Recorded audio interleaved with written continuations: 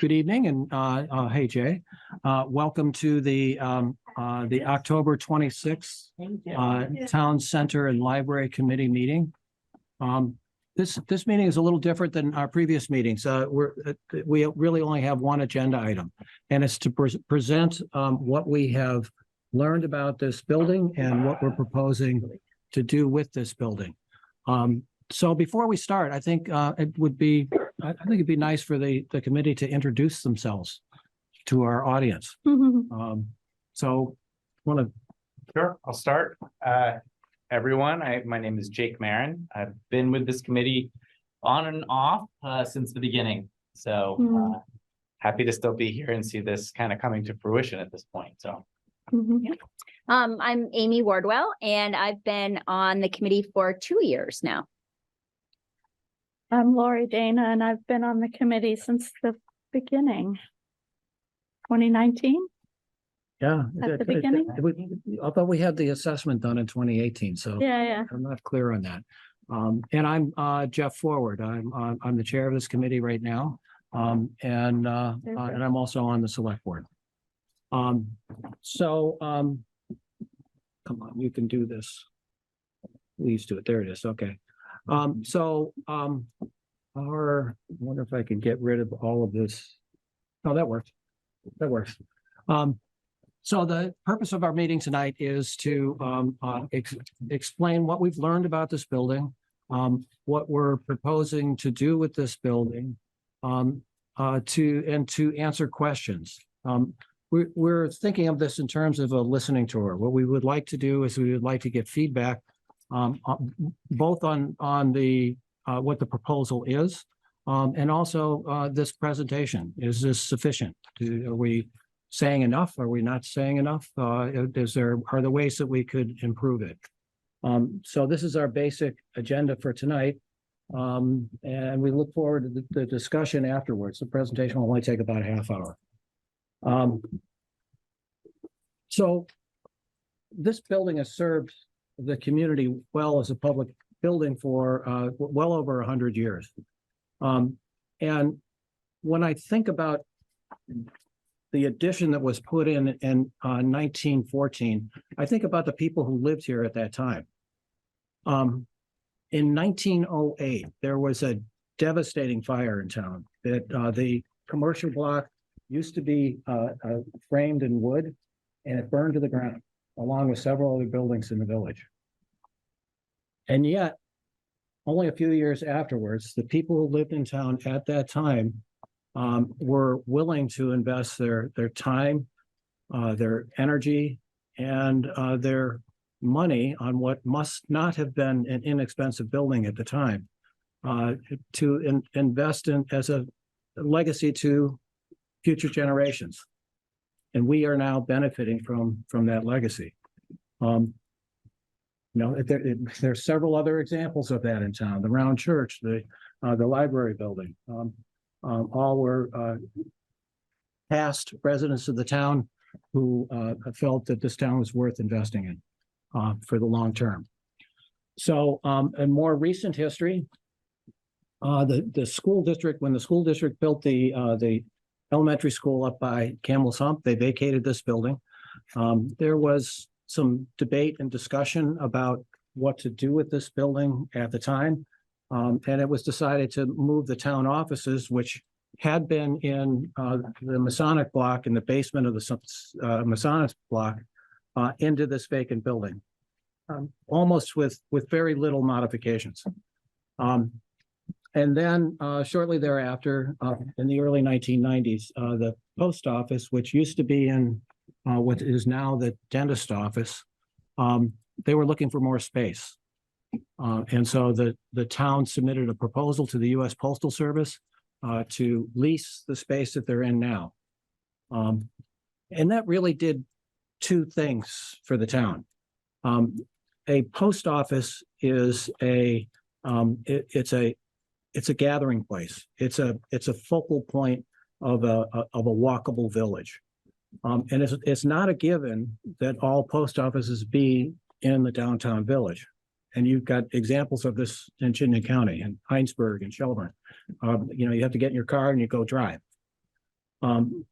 But having it in the village anchors the commercial block. It gives opportunities for people to see their neighbors. And also it provides a significant amount of rent. The U.S. Postal Service is an excellent tenant. The rent at the time in the 90s was enough to pay for the renovation of the rest of the building so that the town offices could move to where they are now, building the vault and move where they are now. Essentially, the building hasn't been touched much since then, at least that part of it. A little time after that, the Chittenden School District, which was in the second floor of the Masonic building, they moved in and they renovated the space to what we see today. And again, it hasn't really been touched much since then. This committee was formed when the school district vacated this space. They moved to Underhill, a vacant school in Underhill, and the space became vacant up on the third floor. And so the select board charged this committee to think about the short term. What do we do with this space? Who should move in, and to think about it in the long term. Well, this is an opportunity. That what should we do for our town services over the long haul? So this committee has been busy. We've actually done quite a few things. We initially started with a building assessment that Breadloaf did, and they identified a lot of deficiencies in the building. We continue to find deficiencies in the building, and just did the other day with the ventilation. This committee did, I think, a really excellent job of doing public outreach to find out from the community, what did they want? What did they want for town services? How did they feel about this building? And where should we go from here? The committee came up with a criteria for how to prioritize tenants, at least for the short term. Who should, what organizations should we allow to take advantage of what became vacant space? And we did that, and essentially the uses, the tenants that are in here now are the result of that. More recently, this past year, we hired an architect, an architectural firm, Black River Design, out of Montpelier, to help us decide, should we build new or renovate this building? We learned that if we were to build new, it would cost several $1 million more than to use the existing building that we have. We hired them to provide us with designs, preliminary designs, enough so that we could estimate they could estimate what the costs were. Can't really come up with a number unless you have a design. And so they've done that. And that's what we're presenting to you tonight, is the designs that we've discussed with the architects and their costs. This committee has also been quite proactive at thinking about where additional funding might, or alternative funding might come from in place of a bond. We realize this is an expensive project. And so we have tried to explore and identify alternative grant sources to offset some of the bond costs. We won't know whether those come to fruition. We'll likely have to bond for the entire cost of the project, but we'll continue to look for and apply for grants to try to offset the cost of those bonds. So the way that we are presenting this tonight, so they don't have to listen to me babble on, is each of the committee is going to present different pieces of this.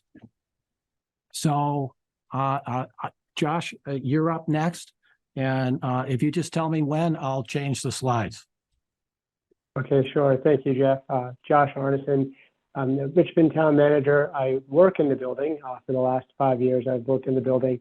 So we'll pick up the presentation here with current uses. On the second floor, we have municipal offices, the town clerk, administrative staff, finance, planning and zoning, and police. are all located on this second floor, which is what I think that most people would consider sort of the main floor as you walk up the stairs and come to the main landing of the building. On the third floor, we have some tenants. We have MMC TV, Historical Society, and the Senior Center, and most recently, the Our Community Cares office up on the third floor. As Jeff mentioned earlier, this space was recently vacated a couple of years ago by the school, and we did some outreach and figured out that putting some very community-minded nonprofits up there seemed to work very well. They also give a lot back to the town. The U.S. Post Office is located in the addition that was put on in the 1950s, kind of creating a nice town center feel, as Jeff had mentioned earlier. And in the basement, we have Radiate Art Space, which does some wonderful art programs out of the basement, although the basement is a little bit of a challenging place to work out of, I think. Next slide. We reached out and did a visioning process last spring. We reached out to as many stakeholders and residents as we could throughout the town of Richmond. And we did find that there was widespread support for preserving the existing building. Some of the same things that Jeff had mentioned earlier as far as the town center feel. You know, you've got your town center literally in the center of town. So much revolves around the town clerk and doing business in the office with town business. Coming to the post office, the library's right across the way from the parking lot. You can walk up on Bridge Street and visit some of the businesses or walk down to the park. And we found that residents really enjoy that town center feeling. And they also really identify with the building itself. And a lot of them have really good memories of the building, and it kind of means Richmond as they drive down and see the building. So there was a strong connection to that building. Residents clearly recognized the need for improved HVAC and fire and safety protection. At the time, we didn't really actually have smoke detectors in the building, believe it or not, or sprinklers. And Richmond residents have usually proved that they'd like to be a little bit greener. So there is an idea for more green energy, improved energy efficiency, lower carbon footprint. And of course, the windows, there was a desire for more window replacement and more natural light in the improved historical preservation of the building. Next slide, please.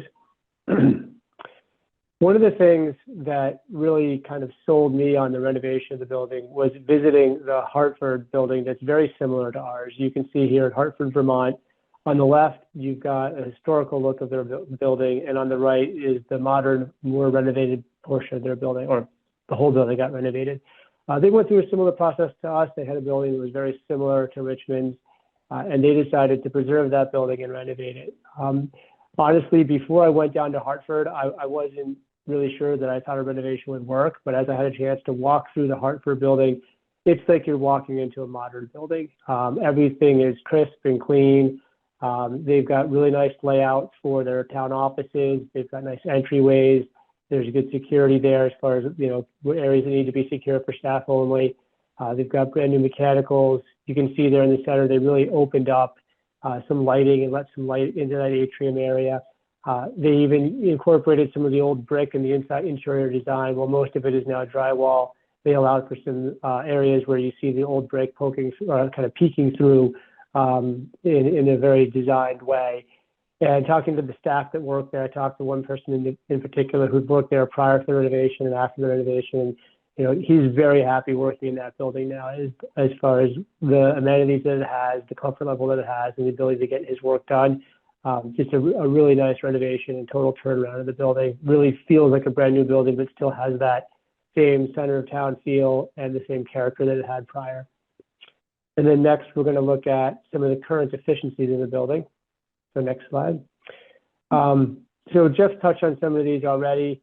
We do have aging cooling and inadequate heating equipment. We're still reliant on fossil fuels with two boilers in the furnaces in the basement. We also have original windows in the building, which provide challenges. Literally every fall, we have somebody come in and put up some plastic on the window and tape plastic on the inside of the windows to keep the drafts down, because without that, we would lose a lot of heat. And we used to have employees sitting next to a window who would wear gloves because the draft was so bad with the windows. And then in the summertime, we have these screens that we can sort of insert if we want to get some fresh air and take them out. So not, again, an ideal situation for if you want to get a little fresh air and open the window and enjoy some fresh air throughout the summertime. We did address the fire alarm a bit. We put in some smoke alarms, so that is now connected in. We actually had a false alarm today. Someone was doing some work, but the alarm system worked, and we were able to hear the fire alarm. But that could certainly be upgraded, and a sprinkler system would be helpful to protect the building. As we learned this July and back in Irene, the building is prone to flooding, especially the back corner by the parking lot. We did get some water in the basement in this last flooding event. Fortunately, it didn't rise high enough to get too much damage in the basement, but it got very close. The parking lot could use some upgrades as far as traffic circulation. It's not explicitly clear where you're supposed to be walking and where you're supposed to be driving and sort of who has the right of way. People kind of come out from various areas. So a little bit better traffic circulation could be helpful there. Utilization of space, I think this is one where it sort of grew up over time. Probably when it started on the second floor, we had a smaller staff. When I first started here in 2018, though, we had 3 people sharing one fairly small office. It was pretty overcrowded and challenging to get your work done. We ended up moving them to a larger office across the way. And now I'm in that office. So that office is still not really well utilized because it's kind of too big for me, but not big enough for 3 people. So more purpose-built design for the current staff would be helpful. And on the 3rd floor, after the school left, it was probably pretty well designed for the school offices, but we've really moved no walls or created any office space up there. We've kind of made do with what we had. So again, a little bit more of a purpose-built design for the uses that's going to happen in the building would be helpful. Improving fresh air ventilation, improving the lighting. The egress from the 3rd floor is a pretty old fire escape on the outside of the building. The building is difficult to maintain pretty much all the time. We're finding things that we should upgrade or find that are failing. And all of that does kind of create a bit of a poor working environment. Okay. We should have, I should have mentioned that Josh is also a really valuable member of this committee. So I didn't mean to gloss over you, and you're missing out on cookies. I'll leave some cookies for you. Jake, you want to All talk right. about deficiencies? Absolutely. I think I'm actually at we're at the turning point of the talk now where we're shifting toward less doom and gloom and more like what we're actually gonna do with this building or what we're proposing to do. So I think just to sort of wrap up everything Josh was saying, I think the more we dug into this building, it was a combination of there's so much attachment and excitement around the building itself, and yet this building is really is worn thin, right? It's got a lot of deferred maintenance and a whole lot of stuff that we would like to address. And of course, for anyone who's ever undertaken a building project, you find that everything is connected to everything else. And it's hard to pick out individual pieces and say, let's just do this. Like, let's just do the windows, for example, because as soon as we start to do the windows, now we have a significant ventilation problem because that's what's causing the ventilation. So we start getting into mechanical ventilation. You can't really do that without tearing everything out, getting into your whole HVAC system. So you can start to understand how all these things get tied together. So I would say these kind of elements here that you'll see on the screen are really kind of the driving sort of principles or values around which we were trying to approach what we would do with the building, right? And so first of all, as you've heard multiple times now, maintaining or at least even potentially improving the historical character of this building is something that the community really values and we think does really represent a lot of the center of this town. So the other piece that I think we all have come to, maybe even in some ways take for granted, is the fact that we have this incredible opportunity not to only have our town services here, but also to have tenants. And that was something I think we wanted to also maintain. So keeping those services in here, but also ensuring that we have adequate space for tenants was really key. We heard again from people over and over and over through the visioning process that reducing our carbon footprint and being renewable, being energy efficient were really core things that needed to be taken into account as we were looking at this building. So those are built into all of the decisions and the thinking that went into this. Improved resilience. is again, I think a core piece of having a building that's going to last and that's going to be not a constant maintenance nightmare, as we've seen. Josh we don't really have anyone to manage the buildings here, right? So it's often been just the staff that have other jobs that are having to constantly deal with this. Having a building that's going to last and be really resilient against the forces of nature over time. So we looked, of course, at improving HVAC and ventilation efficiency and also decarbonizing that. We've mentioned life safety, and then, of course, the working conditions for people who are staff that are here every day, lighting, fresh air, all of these kinds of things. Next slide. Come on, you can do it. Good job, good job, good job, good job, good job. Come on, you can do it. Come on. Doesn't want to go, huh? So I'll just start moving forward. So some of the design features that we incorporated in our discussions with the architect designers to meet those needs, those values that we were trying to get done through this project. So we talked about HVAC. So we looked at doing an all electric efficient heating system, right, to get away from fossil fuels. And we did that through efficient heat pumps combined with an ERV, which is a heat recovery ventilation system. So that's the best in class ventilation system that's essentially taking the energy out of the outgoing air and pulling it back into the building. So you're ventilating and saving energy at the same time. Windows have been a hot topic, right? We are talking about full window replacement, and it's hard without looking at some of these windows. You can see on from the outside, it's easier to see, but as we would also remove these drop ceilings, there's blanks at the tops of the windows, and we would get full height windows to really take advantage of the original historic look of the building. The post office and the basement have both been prone to flooding damage, and so those are things that will be addressed through this, right, to make the building more resilient. Have to address the increasing frequency of storm and severity of storms that we are obviously facing. And so making the basement and post office more flood-proof is a core part of this project. We mentioned life safety things like sprinkler and fire. Those would absolutely be brought up to current code standards. Space utilization, it's really pretty incredible as we went through this exercise with the architects and you start moving around interior walls, you realize how much wasted space we have in this building right now and how much, just with moving things around a little bit, how much better we can utilize this footprint of this building that we already have.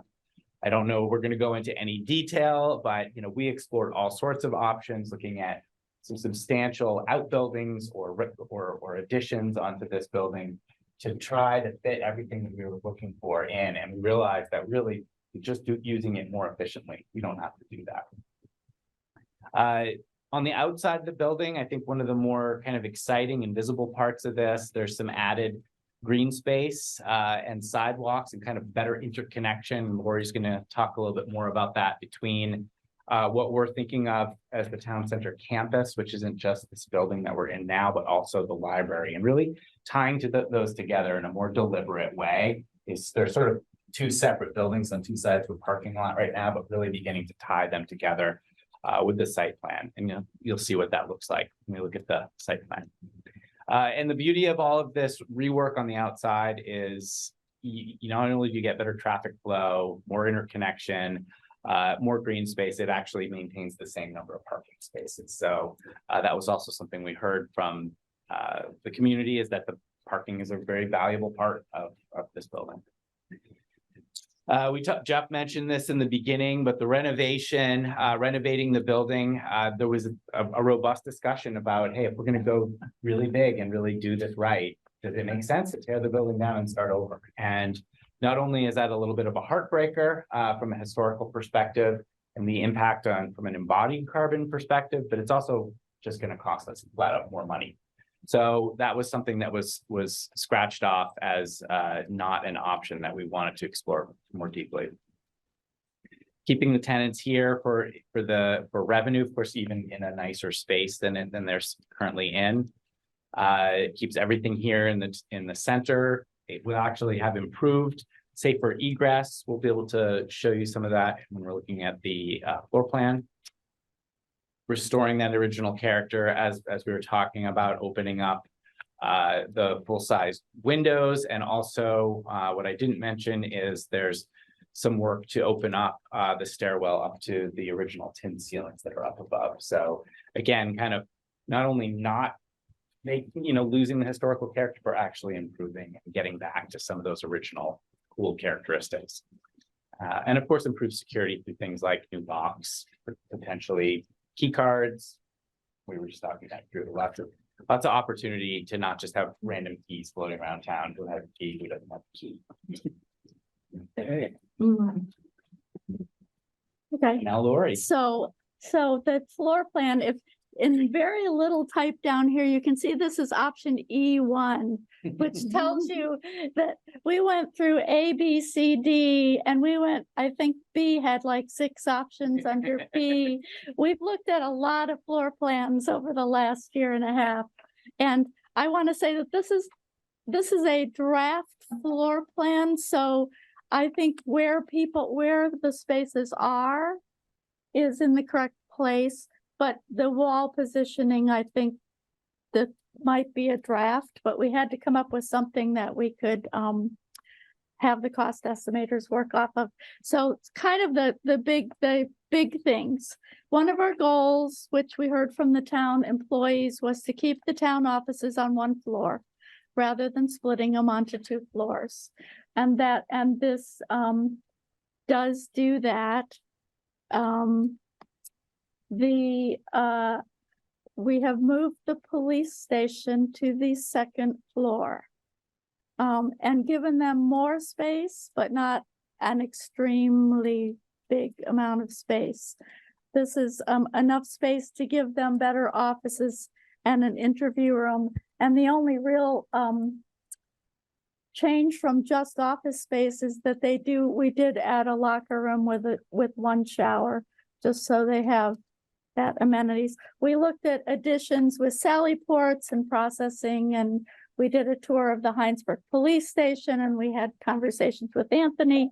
And this is kind of where we landed with the police for now, recognizing that should we not have a police presence here, it's office space that could be changed with some wall configurations to more tenant space or more town office space, should we need that. So it gives us flexibility. We are moving the mechanicals, which are in the basement currently. They have to be moved out of the basement for flood regulations, and that's taking a little chunk out of the back of the post office, which Erin, the postmistress, already knows about and is fine with. Instead of the iron fire escape, the rickety sort of non-code fire escape that's in the back of the building, which is the 2nd means of egress from this floor, we are building a stairwell to the 2nd floor. And that's also in the back right by the post office. An enclosed stairwell. An enclosed stairwell, a real stairwell, yes, an enclosed stairwell. What other things? Elevator. I'll talk about the elevator. Oh. Doesn't have to move. Right. We had a long discussion about the elevator and whether it needed to move and whether it needed to go to the basement.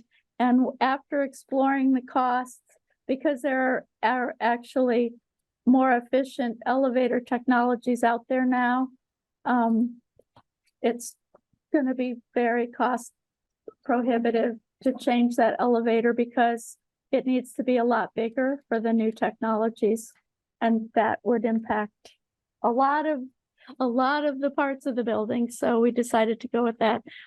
We've moved the select board meeting space back actually downstairs to where it used to be, into what's now the planning and zoning office. And I believe we'll be able to take those posts out because of some work we're doing in the basement. The basement flood proofing, we're going to be putting in pressure drains in the basement so that any water that might accumulate around the building is not going to damage the foundations, and moving everybody out of that space, which means that Radiate does have to leave that space, it's the only way we can do this project because of flood regulations. What other flood? There's an extensive amount of work that's gonna have to be done on the post office, as Jake said, because there's some flood issues there that aren't visible because it doesn't flood the actual post office.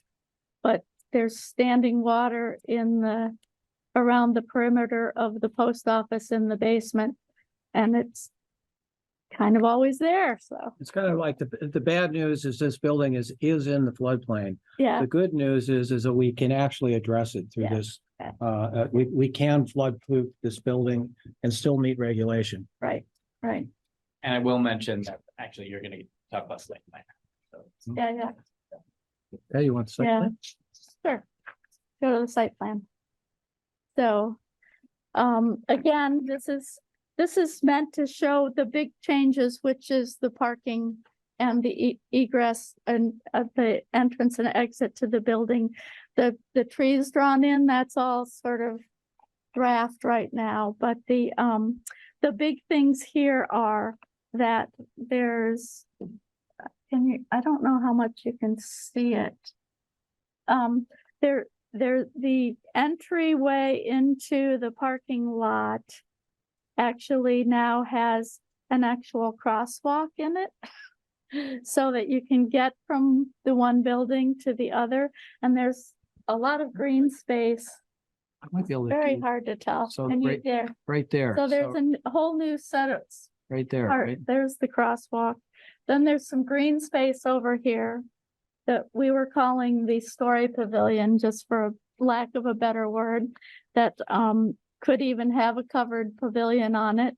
And then the parking, if you'll notice, it's turned, so instead of looping in and out among the cars, it's a straight shot of parking in front of the library, along the back, similar places to where there is parking, but there is now no handicap parking where you have at the library that you have to back into Bridge Street, because there's a new handicapped ramp there Right there. to go up to the library from the parking lot. And then the handicapped spaces can be right at the bottom of the handicapped ramp. So that's gonna mean a lot safer access to the library, and also trying to make it so it's a little safer for kids running across with their parents from one building to the other. The campers who are taking camp at MMCTV and are going across the library to do their filming and those kinds of things. It does maintain the same number of parking spaces. It just makes the parking lot a lot more efficient. And it does still allow for the trucks to back into the post office's loading dock, which was the other thing we needed to preserve. Yeah. More? But Dave, you were gonna cover construction costs? Do you want to give a little, what your background is? That's exactly what I was gonna do. I'm Dave Healy, and I was gonna first say, Jeff, that it's been a privilege to be on this committee Mhm. with so many people that had so much to offer. Obviously, Josh and Linda know the building, know the town very well. Christine and Christy and Amy have these great analytic minds, and Lori knows the library and has done a ton above and beyond that. And Jake and Jeff know facilities and projects and energy efficiency. So my background is in construction project management. So I've been asked to talk about the general construction costs, and if I may, I'm going to improvise ever so slightly and try to put it into context. I think Jake and Jeff touched a little bit about how this is not a new building, but it's actually a better building, and it's fiscally responsible to use this building again. And that is true in my experience for any structurally sound building, 20 to 30% less expensive.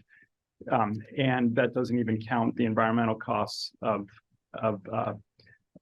putting something in a landfill. And if you think about it, even if we left this and moved away from it, you'd have to buy property or acquire property.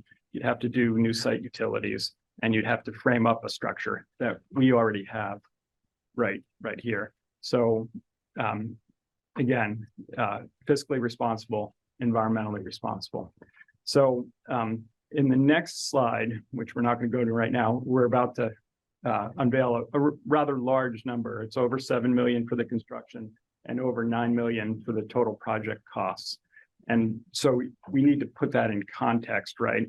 And if you look at the Hartford project or the Waterbury project, very similar projects, historic buildings, they were a little smaller in the 16,000 square foot range, and they were done in 2015, 2016.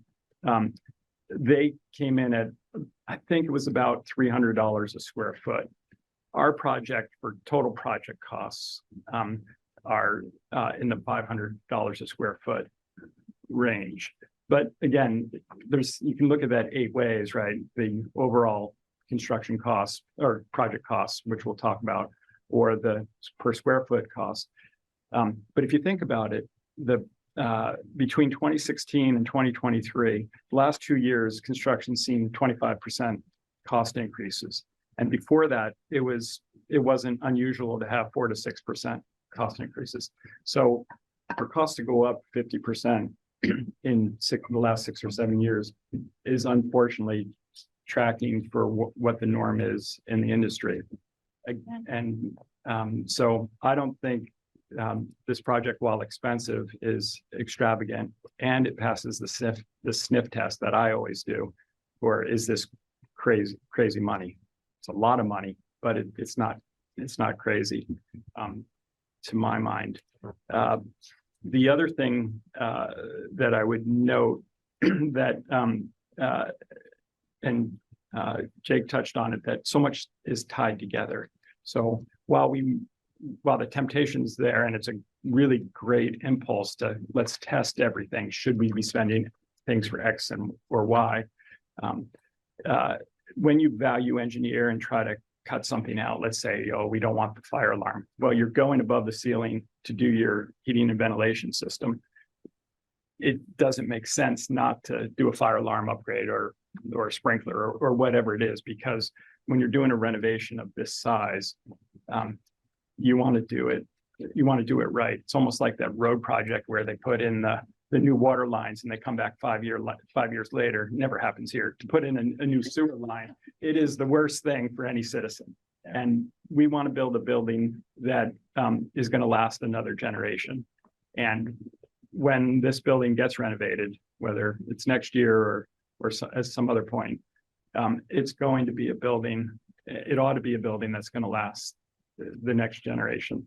And for me, really, the question of why do it has been answered. Where should we do it? I think that's been answered. What should we do? I think this group, with the help of the architect, has already answered it. And again, on a personal level, as a committee member, not speaking for the committee, I think the when are we going to do it and how are we going to do it? In other words, how are we going to fund it? I think those are the questions that are in front of Richmond, but again, we're here to have that discussion and answer those questions. So really briefly on the slide, the contingencies, for those of you that don't do construction every day, there are unforeseen conditions whenever you do a project. And when you peel back, especially renovations, when you peel back the proverbial onion, you're going to end up spending money because there's fireproofing that needs to be done that wasn't seen. You can get the best design group in the country. There are going to be differences between the drawings that contractors bid on and what's reality and what needs to be done. So it's not unusual to have a 7 to 15% contingency. Right now, our budget, which you'll see in the next slide, is carrying the conservative number of 15%. There will be design and permitting fees. I don't think I need to talk about that too much, but everybody, whether you're Richmond or an individual, you have to pay Act 250 fees. You have to pay state building fees. Clerk of the Works, call it clerk of the Works, owner's rep. somebody needs to help the town be successful with this project. And Josh's job is to help run the town. It's not to help run a project. So we have a line item for the clerk of the works. Commissioning, those typically are engineers. There's firms that specifically do commissioning, and they will help you make sure that the building is performing the way it was designed to perform. And you'll see that a lot in the HVAC and the electrical world. Miscellaneous, there's a bid process, movers, we're going to need to move. The one downside of building in place is that people are going to need to move out of the building, right? Because it's that big of a renovation. So we're going to have to move them out. Excuse me, move them back in. So small costs for things like that. Builder's risk insurance is another built-in cost, 2 or 3%. And then the construction inflation allowance. This is actually a biggie in the current market. We never had these before. You had an owner's contingency in the past. I did a project. I'm still doing a project that we had a firm number 2 years ago in December. And we had a firm number based on December drawings, came in January. It was in healthcare. We needed to go to the state to get an amended approval. We carried 5% construction inflation allowance for the 90-day process that we expected. Turned out that it was a 10% change in those 3 months. But so in this market, it just makes sense to carry a construction inflation allowance. We're going to bond, and then we're going to build, and then we're going to bid and build again at some point, hopefully sooner than later. And so we need to have that line item, and I believe it's 7.5% in our budget. 7.5, yeah. So we can go to the next slide. Okay, so here's the big number. Yep. Laura, you pulled the short straw, didn't you? Or Dave can continue on if he wants to. Want to do that? I mean, I don't, This is where people may need some cookies. Yeah, Yeah, I know. I know. I think the numbers, Cover the the cost of numbers cookies. speak for themselves. But so we looked at, well, what happens if you take out all the site work? We just don't do the site work. But you can't take out all the site work because some of that cost is floodplain requirements in terms of if we're putting some things on the building, you have to do some other things on the site in terms of balancing flood things. So, as they already said, everything is kind of interconnected. You can't take some of this out without affecting other parts. The post office is a big number. And that is partly because there's on 3 sides of the post office building, there's a pipe trench that goes down, 6 feet? No, it's not quite 6, but 5 feet, yeah, you can't stand up in there. So it's Right. 3 or 4 feet, but it's below the floodplain. but it's below the floodplain. And it's just 2 cement walls with a dirt floor, cement floor and pipes, but it fills with water every time the river comes up. And then the water doesn't drain out, and it's a flood issue that we have to do.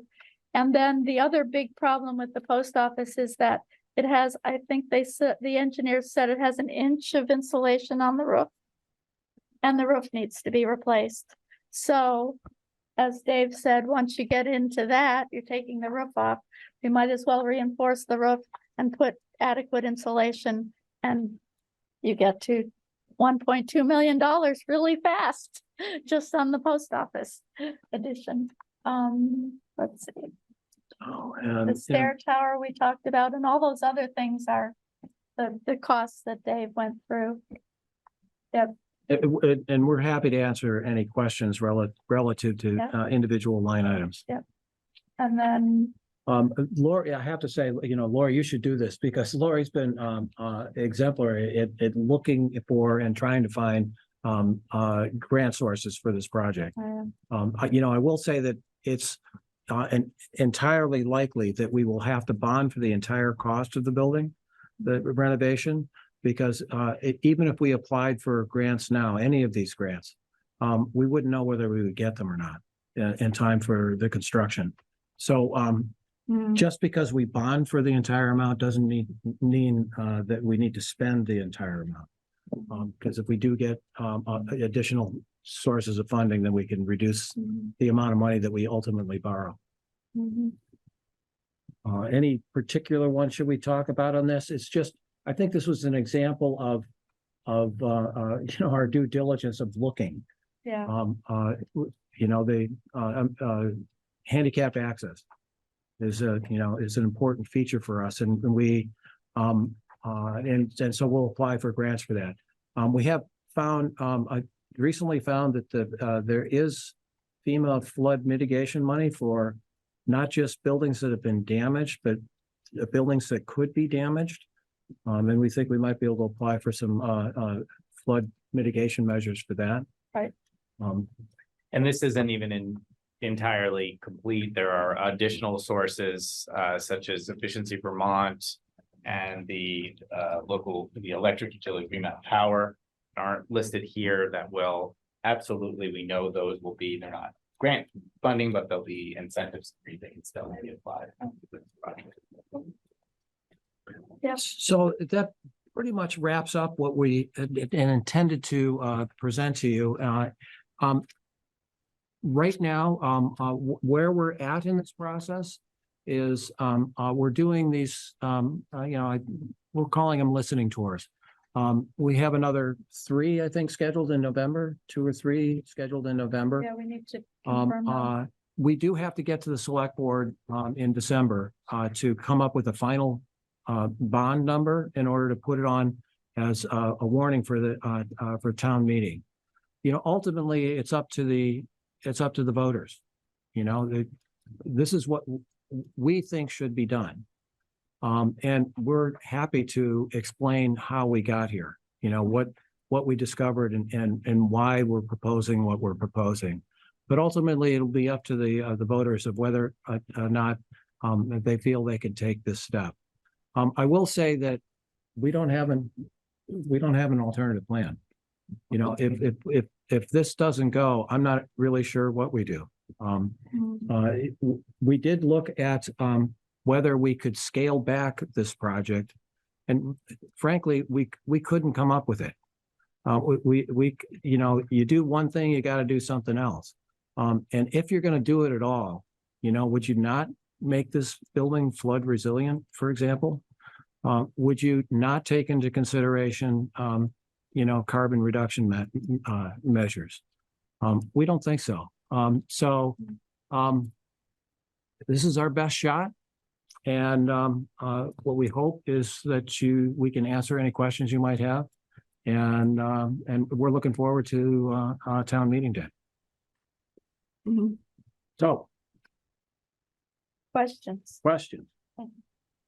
Oh, there's hands up over there, or no, are those hands or mic? I can't tell. No, those are the mics. It's very fuzzy. Do I have any hands? I don't see any hands at the moment. Okay.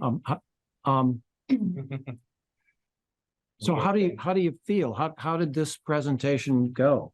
Do you think that this answered the questions that people will have, or what do you think of our process? And I'm sorry, I know everybody else in the room. I don't know you. Don't know my husband? Oh, I don't. I'm sorry. Did she do a good job? Yeah. I thought you did a very good job. We'll have to give her a cookie afterwards. Yeah.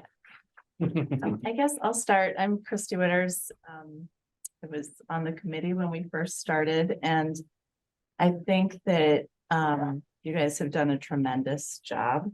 I applaud you all for still being here. I think that is absolutely incredible. And it is a huge undertaking. So thank you.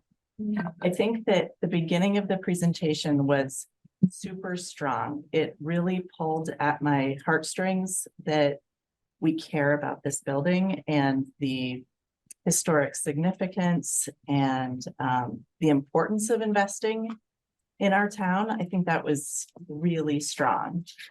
I think, I have a couple of thoughts. I guess specifically going to the visioning slide, I think it would be helpful to look at, it seemed a little heavy on the vision for the physical building and fire alarms and Yeah. HVAC.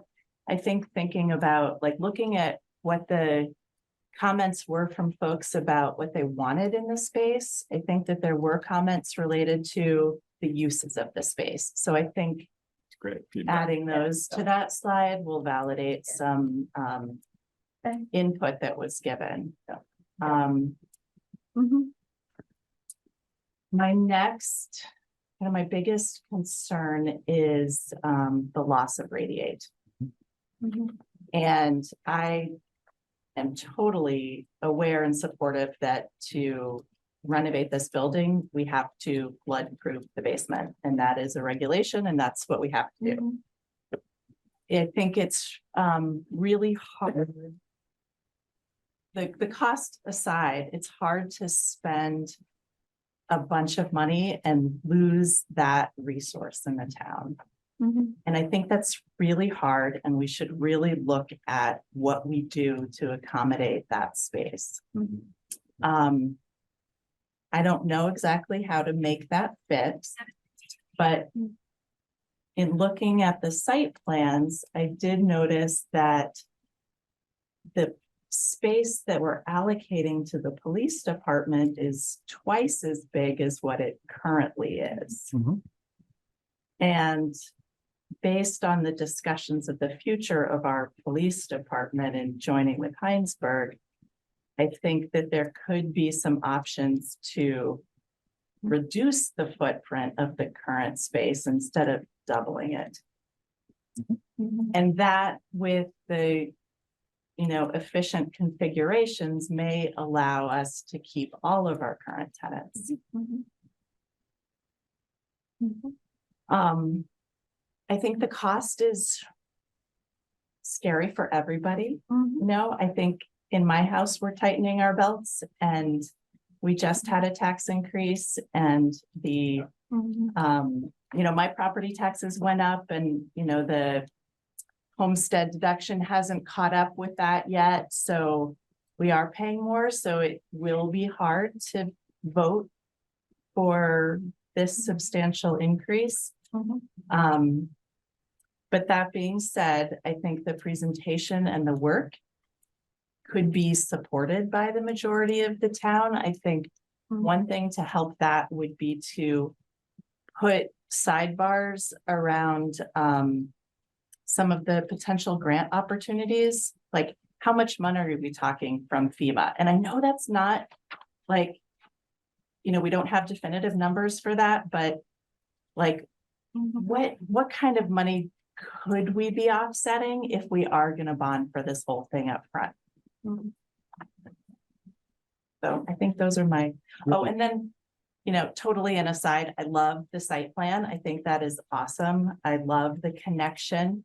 I think I work in stormwater for my day job, and I think we could do some really creative things with stormwater infiltration in the tree medians instead of putting it in the corner. I think that may cause a discharge flooding issue on neighboring property. And I think we can really do some creative things to integrate that with the landscaping. So those are my, Really- 15 cents. Really helpful. Thank you. Yeah, that's great. It's I can't tell you how useful it is to be specific. You're very specific. And we Thank can, you, we can answer all of those questions. Radiate was, in particular, was really one of the hardest things for us to think about. We had, Lori mentioned that we had many different options for both floor plans and site plans for the site. and that included all of the current uses and more. An expanded police station, for example. And some of those were a lot, like one of them I think showed the architects came up with a 4,000 square foot additional building instead of that green space in order to accommodate all of the uses that people that in the building wanted to see, sally ports and this and that. The police wanted twice that space. They wanted Well, to. originally, but Original. that was back a couple of police chiefs ago. Exactly. And so, the amount of space that we allocated for the police was, in between. But all of the interior partitions, they are malleable. What we needed to know is we needed to know whether we could fit the town services in this space. And we were pleased that we could actually stay pretty much within the footprint of the building. Other comment? I'm curious, are you gonna have Christine, probably, Christy is underneath the microphone. Could you come up to so that the people could hear you? or I could put it over there, but I'll sit here, I guess. So I'm curious, like that looks beautiful, the rendering of the site, and then there's the plan. Is there gonna be architectural renderings of what the inside could look like? Inside's difficult, Is it in the scope of what Black River was asking? not really, no. Okay. They're supposed to be doing an elevation of what the outside. Okay, And he's working on that. Yeah. That has an impact, kind of like the Hartford slide. yeah, Yeah, and Yeah. we just came up with which design we were like, okay. and so he didn't want to do any work until we said, we're keeping it the way that. We're not taking anything away, which was the question when we all got the number and went, oh Okay. my gosh. Okay. Are you thinking about like what the finishes will look like or just? So people fall in love with a vision and a picture. Yeah. And so having something that helps your words come to life in a picture There you go. is something that I think could go a long way, because talking about a renovation, everyone's gonna have maybe a different picture in their mind about what that looks like. And I think if there could be some renderings that you typically see in these types of projects that show, the person in a place, and it's the light and the window, right? And how the ceilings are gonna look like that sort of thing. That I think, if that's possible, could go a long way. It was just a question. I really think Christy's point of talking about the experience that people will have that's different, in addition to changes in the physical building, will go a long way and how the use of the building will go. I'm gonna go a little different way, I think, than maybe what some of the comments are on the tenants. Tenants come and go. You're building a building, or we're building a building for 100 years. We don't know if the post office as we think of it today will even exist. And so I think to think about tenant space generically, or space for the community to use generically, is probably the safest way to position that.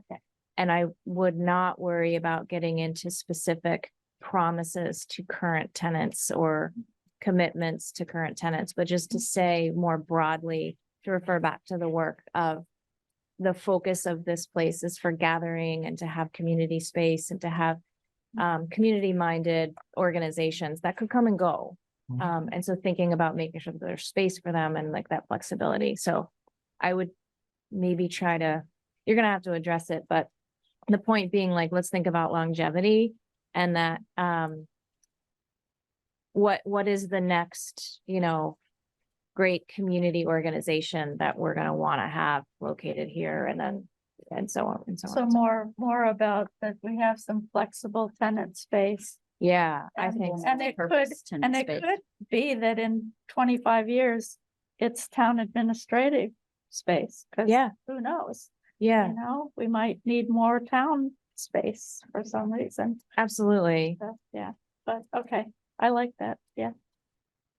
This is like semantics maybe, but one of the things I was drawn to immediately when I looked at the way that the budget's proposed is that you labeled this 1.2 million piece as post office. I think that's a little bit of a misnomer. I think you might want to think about not labeling that as post office, but labeling that as, Flood mitigation. yes. Yeah, because that's Yes, really what it is. It's a, because if the bulk of the cost is really about that flood work and that barrier, it's not specific to the, So we could just call it flood mitigation on the addition. I or think that's something. gonna make, and I feel it's like it's a little bit more accurate. I know you've Yeah. got a roof in there as well, but maybe you adjust Yeah. that somehow. I don't know. I don't wanna, about half of that cost, at least half of that cost is flood mitigation. You yeah, know, that was probably the biggest surprise for me out of all of this is that I thought the post office looked fine, you know, maybe we wouldn't need to do much to it. But in order to address the flood issues, you basically have to gut the building, you know, that's the sure. building. That all makes sense. I just think like when you see it at a glance, Mhm. you think, why does the post office get 1.2 million of this whole thing? Yeah. Like that just doesn't Yeah. translate. No, I get that. I also would add to Christie's point on the funding sources, if you could try to estimate what you think you could get. From All alternate. we really know is what the maximum you can ask for is. So On we these could put that grants. then, right? Mhm. Up to. So we could do that up to, yeah, In the marketing yeah. friends always call me, up to. I mean, I don't know the mechanics of a bond vote and what that means. But I think there's gonna be a lot of questions around that and interpretation of what does 9.8 million mean to my tax impact? It is in the It's- frequently asked questions. Thank you. It's in the It's a, FAQ. it's about Okay. $96 per $100,000 worth of valuation. Okay, okay. For how long? It's a 30-year bond, but the way that bond payments are, the funny, it's a fixed principal payment and a declining interest payment. So it goes down over Go to time. change. Got it. Yeah. Okay, okay.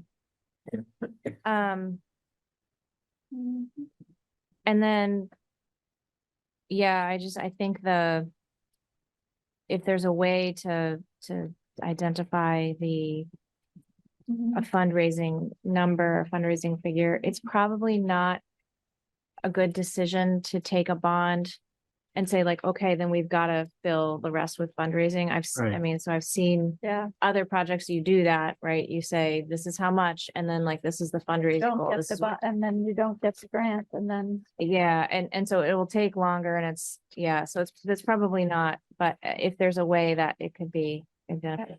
Does anybody know, can you structure a bond vote that it's contingent on a certain amount of funds from another source? So let's say we bond for, 9.8, but there's a mechanism in there that the select board needs to release it contingent upon, or would you just bond for the lower amount at that point?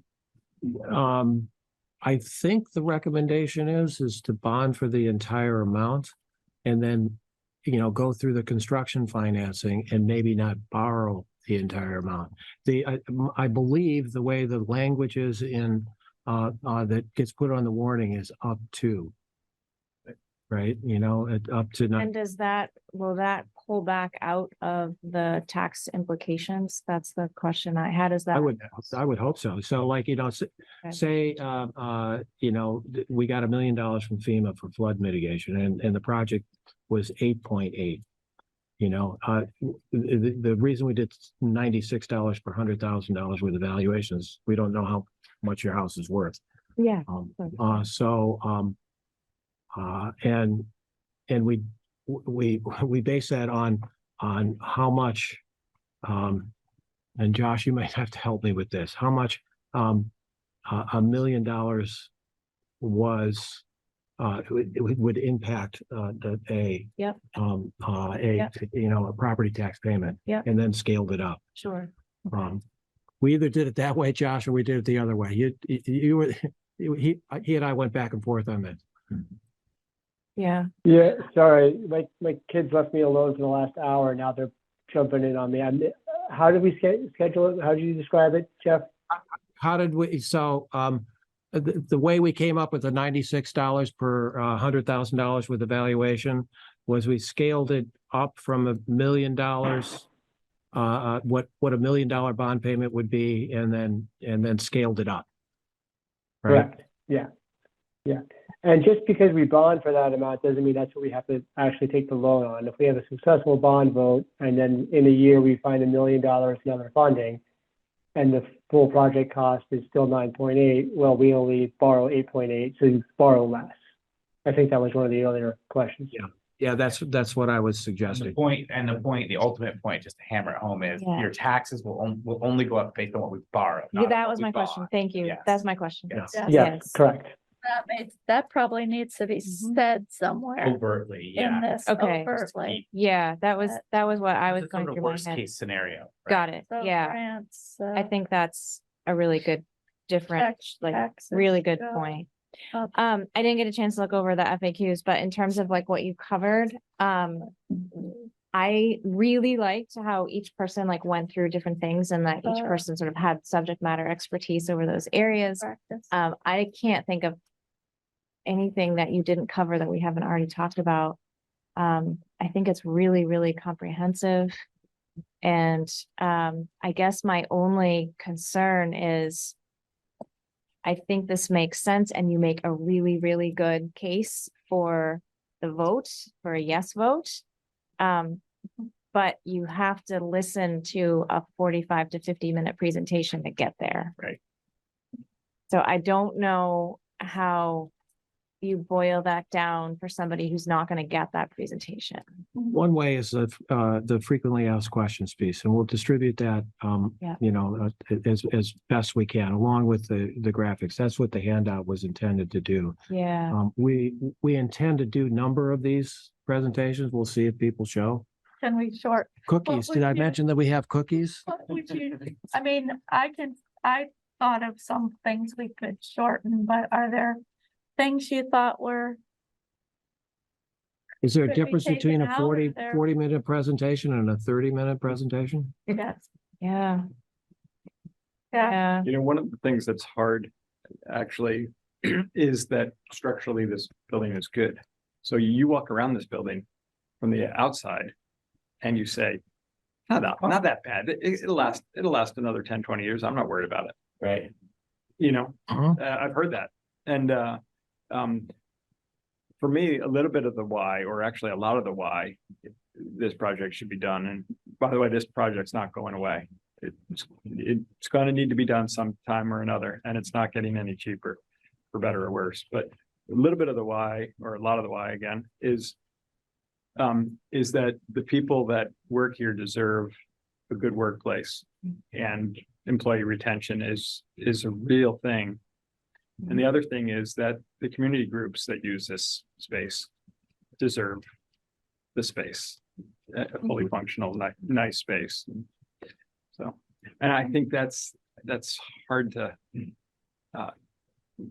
communicate. For me, it's a little harder to communicate than Yeah. something that's obviously failing. And from the outside, it's not failing, but from the inside, if you don't have fresh air or you have drafty windows, are any of us, very few of us are in here long enough to be bothered by the drafty windows.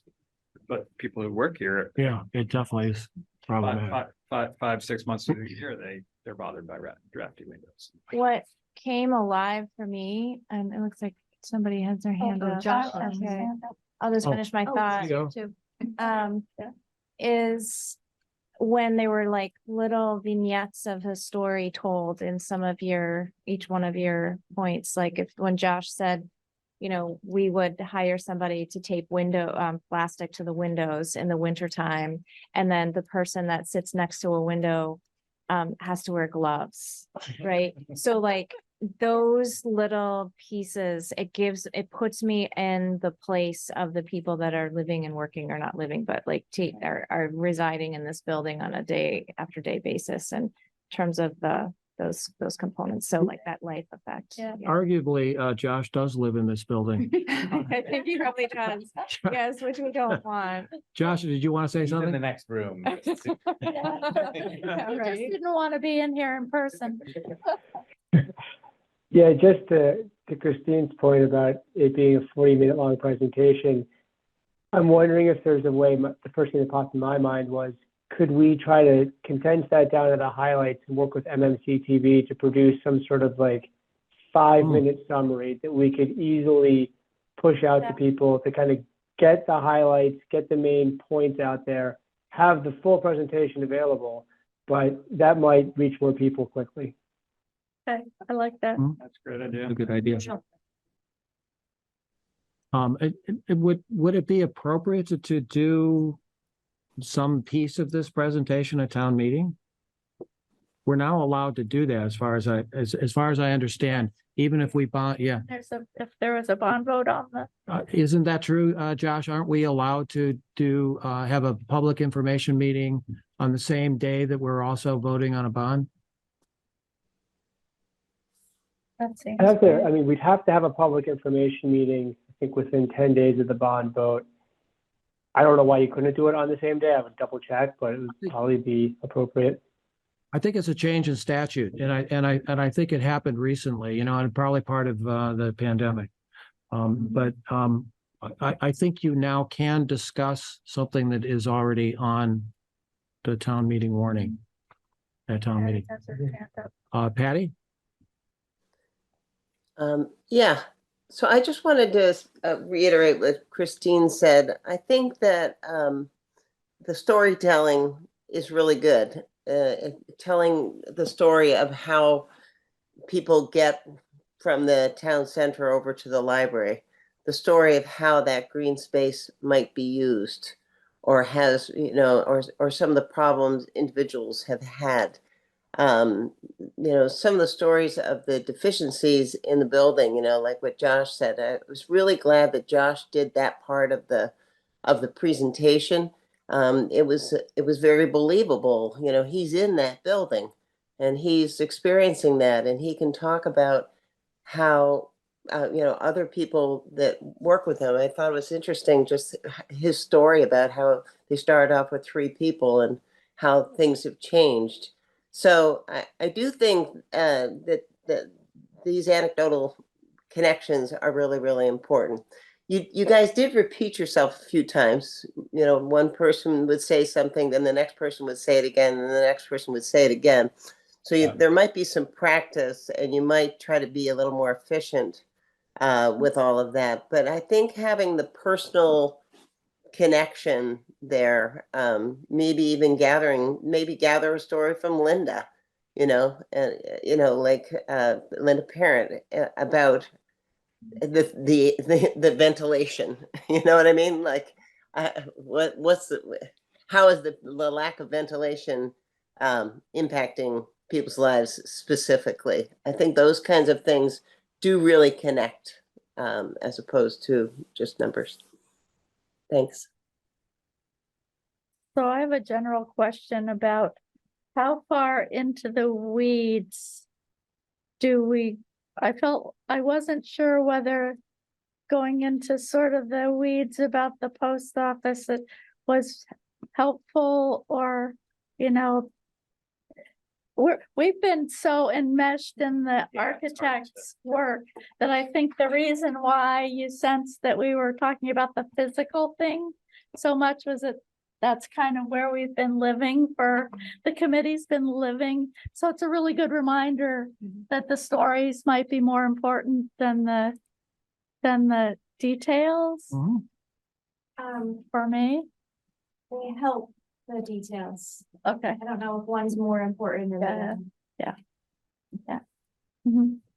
I think we were anticipating a lot of very specific questions around the choices made with the building, like, why did you choose this? Why are you doing that? And I think that from what I've heard, at least from you two, that wasn't as much what jumped out for you, right? It was more about like the experience of being in the building and how the building's being used.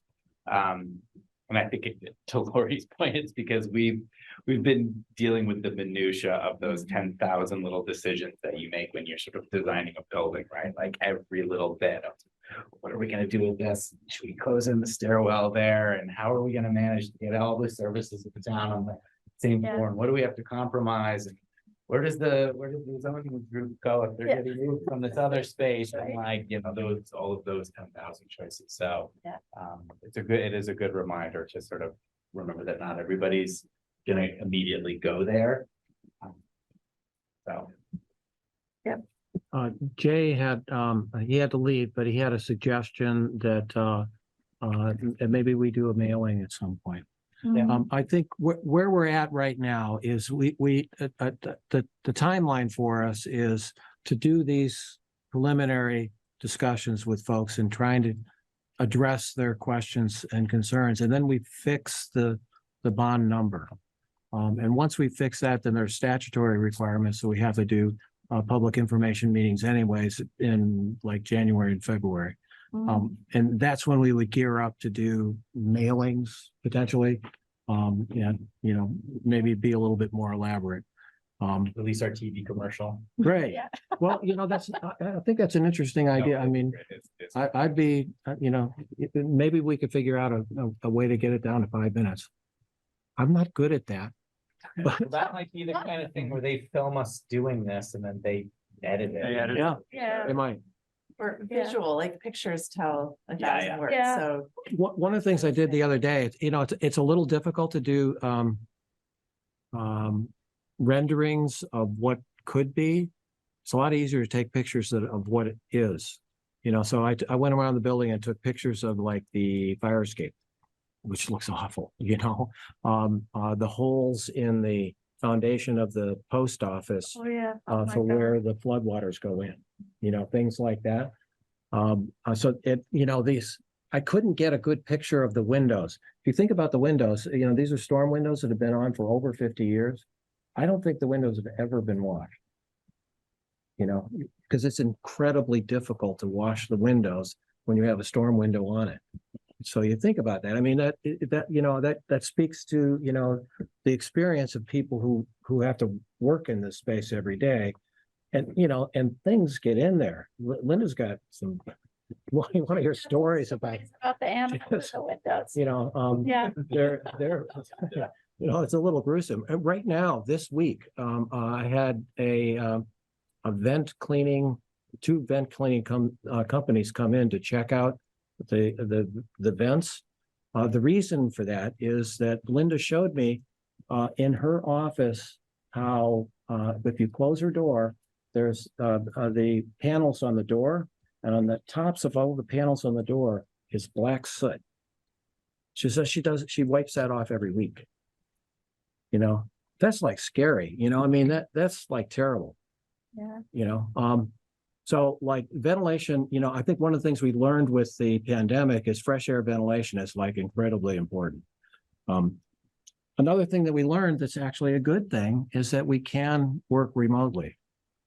So that's helpful, that, some folks will be able to, Josh is doing it tonight, we'll have to get creative. But we have been talking with the post office about what do you do with the post office. They've been getting creative. Montpelier won't be back in their post office for a year. So there are ways of doing it. But Patty, did you have another question? Yeah, I feel like I didn't say the other part, which I think you guys did a really great job. You really sound like you've really been thorough and you've really done diligence here. I just think if you could just tweak it a little bit, get it to that half hour you promised, I think that would be terrific. But I really think you did an outstanding job, all of you guys. So my one question, having seen the whole thing, including the discussion, as Christy had talked about radiate, and that's an exciting thing that involves children and so forth. And I wasn't quite clear on how you guys respond to that, or are you all set? Is this a set thing, or she threw out a very specific thought of could it be half police, half radiate? I mean, I have no idea what the signs are. I mean, are you open to any kind of change, or do you really need to stay solid with this because this is where you're at with the architects and all that? So what the architects have told us is that the interior partitions are malleable. We needed to know whether we could fit the uses that we have within this space, and B, come up with something so that we could come up with a number. The interior partitions, whether they're here or there, it's not a significant cost relative to the overall project. So no, I think that's a creative idea, and I think that it is something. What's difficult and would be a significantly different proposal would be adding an addition to the building anywhere for a tenant, any tenant, so we have tried very hard to not do that, to limit the proposal to within the footprint of the building. And the building also actually is at the maximum coverage of the lot for the zoning regulations. So we would have to figure out if we could get a zoning variance anyway, if you put any more footprint onto this lot, and we're only within it because they just upped the percentage by 10% this year. Otherwise, we would have been significantly over. But zoning wouldn't require us to tear the building down because No. we're non-conforming. No. But it would be challenging to add an addition to this site or any other building on this site. That would be a significant difference from our zoning regulations. I will add that discussions around the police station have occupied a disproportionate amount of our time. Yes, they have. Process.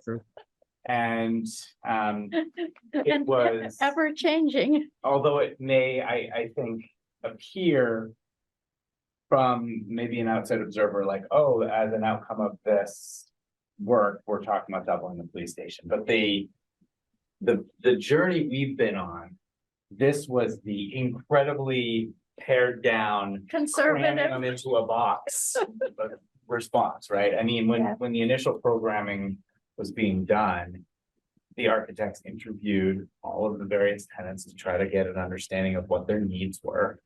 And the police station had the largest deficiency in terms of needs, right? Like, I mean, literally unsafe working, very unsafe working conditions.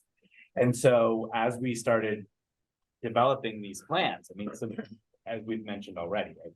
Additions, outbuildings, and all of that was to house the various expanded needs of the police station. So paring it back down, figuring out how to fit everything that we wanted, of course, minus radiate, which is a huge loss that we are still, I think, grappling with. This was the crammed down version, right? And I think what this committee came to in that discussion was it isn't the decision of this committee to decide if and how we have a police station in this town. It is as tempting as it is to want to kind of make that decision. That is a decision that would be, I don't know who makes The that. select board has to decide. Yeah. And so that's sort of an outstanding question that we're, so I think, to put others' minds at ease, when the building gets built, it's not gonna be blue and green and orange, it's just gonna be building. So how we use that space could absolutely change from the way this is. It's just, as Jeff said, we have to come up with at least something to get it close enough, and moving interior partitions is not gonna cost an extra $1 million, right? So, It's, but a couple of rubs on that, though. You talked about the program, and right, so Yeah. that's the process, right? You make a program for what people's minimum needs are and what their ideal scenario is. And if I'm not mistaken, a police station in this building that meets the minimum needs of a safe department of X size is pretty much what's in the design now. So I don't know how, you know, could we nip it down a little bit here or there? Because I think there is one room that was a little bit extra, but there's not a lot of fat in that police department because the existing one is so deficient. Even though it's, you know, it's been there, but doesn't change the fact that with policing today, that it doesn't really meet the needs of a department of X or Y size. So that's part of it. But the other aspect is, and again, I'm not married necessarily to any services or any group, although, you know, I have my priorities, right? Just like any other citizen. So on the one hand, I am flexible about what goes in here, but I do ask the question of, okay, so we get bonded or how does that decision get made? You know, because somebody may say, look, I'm all for renovating the building, but not if Radiate doesn't have space, or not if there's a police station expansion. So how does that decision, I don't understand how that decision would get made once either before or after we have a bond. So, you know, I think what we need to do in December, after we do these public meetings, is we need to present to the select board. The select board have the final say on what the number will be on the warning. And the number will, you know, it'll be a paragraph. It'll say, you know, up to this amount to do, you know, certain renovations of this building. And we'll do the whole dog and pony show for the select board as well as as well as the public. If the vote passes, I would anticipate, and I want you all to sign on the dotted line here, I would anticipate that this committee goes forward and helps, you know, with the design, the final design of the building. This is really just conceptual design. Yeah. It is minimal design and enough to be able to come up with a number. It will take, after we have a positive bond vote, it'll take months to come up with construction drawings before it can go out to bid. And during that time, you know, there's a lot of flexibility. You know, But to Dave's point, though, I think Makes the call. it's the, Right. I think before, I think that the police station Radiate question may need to be decided before the bond vote. Because there are people who are passionate about Radiate. There are people who don't want a police station at all, period. There are people who want a police station, and a nicer space might help our retention of police officers if they don't have to work in the space they're working in now. So I think that could be a discussion. Yeah, I think I will have a hard time voting for it without knowing what is going to be in the building. Yeah. And I'm just being honest about that. I think I'll have a hard time voting for a $10 million bond and figuring out who uses the space afterwards. So I don't know. I think that's, you know, that should be an agenda item for us to, you know, to figure that out. I think I think we need some guidance from the select board on that, Yeah. because I don't think it's our committee's purview to decide who is in the space and or to, like Christine said, to design for a specific tenant who may or may not be here in 50. Like, I really feel like we need some guidance from the select board on what their preference is for that. Well, and certainly on the police That's the major. issue. Yeah. Right? That's, Because if we knew that if the select board said, you know what? This has been working out great with Heinsberg, we're just gonna dissolve the police force here in Richmond, and we're gonna establish it. or we need a Agreement with chief's Heinsberg. office here in the building and that's it. That or- really changes the whole blue space, right? Like, what does that become? You know, that does change. I don't think that the town will have an answer to that question Before in the this vote. time frame. It's going very well. I have to say, what we're doing with Heinsberg is going very well. Yes. But we have never interviewed our current police chief. on what his space needs are. We only had him for 3 months, and he's been busy fixing the cars and radios and hiring, and we're hiring police officers. Amazing to me. We haven't done that. Our contract with Heinsberg goes through June 30th of next year. And it'll be a process to decide, whether we renew the contract, whether it's different. So I don't know. I think we can talk about how to present this to the select board. What do we do it all in one shot? Do we do it in pieces? Do we ask specific questions? It's a fair question to say, okay, this is the floor plan we've come up with. We've got a lot of other things to talk about, but this is the floor plan based on the uses that, we've researched and that you've told us about. Is this the right one? And throw in the question of radiate, because it probably is their decision. One thing to be clear is that the dollar value of the project is gonna, whether it's a police department or an art studio, it may change some, but not Significantly. Yeah. Because we were, as you said, tenants come and go. Yeah. There are higher needs for police department, but Yeah. we didn't invest Yeah, in we're not putting in holding cells and sally ports and all these. and ballistic walls all specialty over the police place. things. I will wasn't say built that Not built that way. The process for identifying who should be in the building, that criteria at the moment still stands. And we went through a hierarchy of who we felt was the highest priority. The town services was the highest priority. The next one was the post office, because it is a government service and they pay a considerable amount of rent. And then we went through the list, and who we came up with is who. Radiate was difficult, in part because the basement is not accessible in any meaningful way.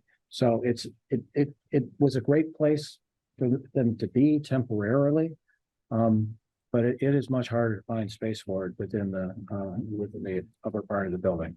I would maybe consider just making these, instead of saying senior center, historical society, just saying tenant. Just tenant, cause that's. Yeah, it's possible. I think it's important to be honest about who's gonna be going in there.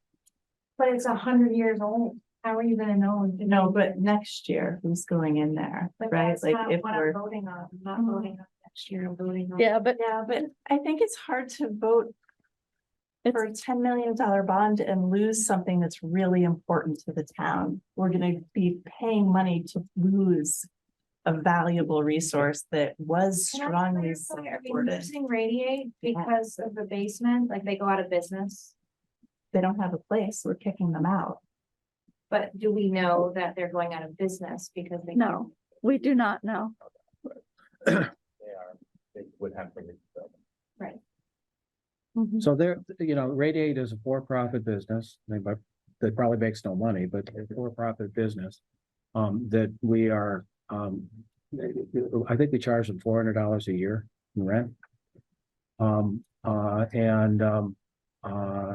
So the only reason we do that is we recognize that they're, it's not optimum space and they're a valuable service. Mhm. It's the same with the Little League and our community cares. We don't charge them for storing stuff in the basement. And the Historical Society, the Senior Center, and our community cares right now they're all office space and that we don't charge rent. The $400 a year, I would consider not really charging them rent. So I think it's a valid point, and I think we should defer making a decision on that until we hear from other folks, and see what the temperature of the community is on this. I mean, arguably the police station could be someplace else. Yeah, it could be. It could be. It would be. it's taken quite a while to get to where we are. right Yeah, now. I'm just saying like in terms of like, where you're gonna put stuff. Yep, it could be. Absolutely. It could be. And, you know, Yeah, there's- MMCTV has their own challenge. You know, they're funded by cable television. Right? Their fees placed on cable television providers that provide the money to Yep. that And their MMCTV pays. fees are going down because cable. Those is fees are going going, down. down because people aren't doing Christine, cable television. I think the post office is an anachronism, and I'm 100% serious. And it's an Amazon distribution center, but Oh, yes. but I am in the minority on that one. I'm just saying. They only deliver Amazon when they had no employees. That is- They were still delivering the And I have Amazon a PO package. box for the record. So, Now deliver on Sundays. You see the post office Yeah. trucks driving So- around on Sundays. so I would say we're at time. Yeah, It's 8:30. We're probably at time. I really appreciate Yeah. everybody showing up and you know, I have to say, all of this feedback is really valuable to us. Helpful. Our next meeting is it next week? Yeah. We meeting Yeah, next, Yeah. I think we're meeting next week, and what we were gonna do is we were gonna. gonna debrief from this. Yeah. And then do at least a couple more presentations over the course of the month. Right. And we'll talk about all of this. You know, I have to say, Lori's meeting notes are some of the best we get in any of our committee meetings in town. Years of experience. Lacking any other discussion, I would say we're adjourned. Yay, thank you all.